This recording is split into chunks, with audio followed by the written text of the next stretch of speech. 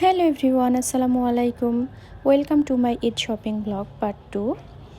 আমরা আবারও আমাদের বাকি অংশটুকু কেনাকাটা করার জন্য রেডি হয়ে নিলাম। আমরা চলে যাব বসুন্ধরা সিটিতে। ঈদের আরও কিছু কেনাকাটা আমাদের বাকি ছিল সেটা করার জন্য, আর এটার জন্য আমরা রেডি হয়ে বের হয়ে গেলাম।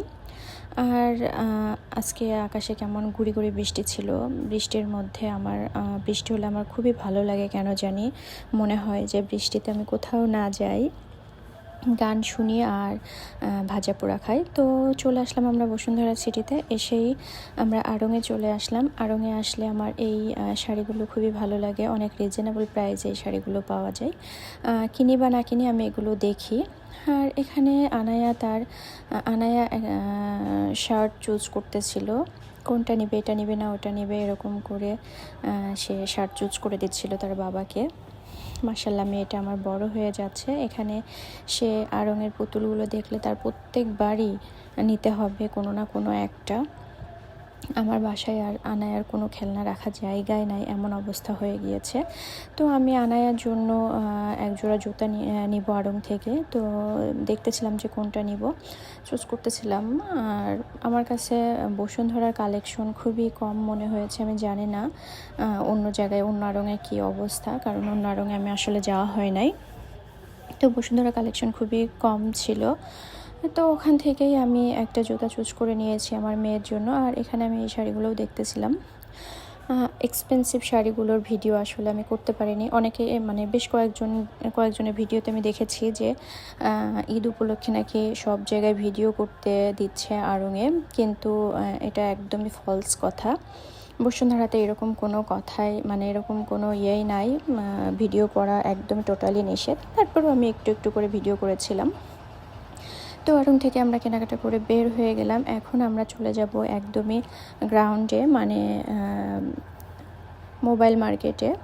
এখানে আমরা গিয়েছিলাম আনায়ার বড় চাচির জন্য আর কি, মোবাইল কেনার জন্য। আর এই যে দেখেন নিচের অবস্থা, আমি তো আমার মেয়ে তো রীতিমতো একদম হাঁপাই গেছে এই অবস্থার মধ্যে।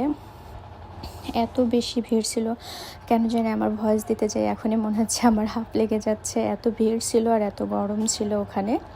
তো যাই হোক, আমরা ওখান থেকে আনায়ার বড় চাচির ফোন কিনে নিয়ে, আনায়া তো খুবই সে খেলার জায়গায় যাবে, তার অনেক মন খারাপ ছিল। যাই হোক, ওখান থেকে আমরা উপরে চলে আসলাম। আনায়া এসে এখানে এই জিনিসটা দেখে খুবই পছন্দ করেছে। ও প্রথমবার এটা দেখলো, তো ভিতরে ঢুকে খুবই ও দৌড়াদৌড়ি করতেছিল। আমি আবার এখানে একটু ভিডিও করে নিয়েছি ওর। আর ওখান থেকে আমরা চলে আসলাম এই জায়গাটায়, একটা গ্রামের একটা ছোট্ট কুঠির মনে হচ্ছে। এটা দেখে আমার খুবই ভালো লেগেছে জায়গাটা। এখানে সব সময় গেলে আনায়ার কিছু না কিছু ছবি টবি তোলা হয়, কিন্তু এই জায়গায় অনেক মানুষ বসেছিল, মানুষগুলো কেন জানি এখান থেকে উঠতেছিল না, তাই আমি প্রপারলি ভিডিও করতে পারি না এখানে। তো ওখান থেকে আমরা চলে আসলাম অ্যাপেক্সে। এখানে অ্যাপেক্স না, আমরা চলে এসেছি বাটাতে হচ্ছে খেলার একটা জায়গা আছে বেবিদের। তো আমরা বাটাতে চলে এসেছি আনায়াকে খেলার জন্য। খেলা শেষ করে দেন আমরা বসুন্ধরাতে না খেয়ে আমরা চলে এসেছি হারফিতে, ধানমন্ডি 27-এ হারফির এখানে বার্গারটা খেতে আমার অনেক ভালো লাগে, আমার হাজব্যান্ডেরও অনেক ভালো লাগে।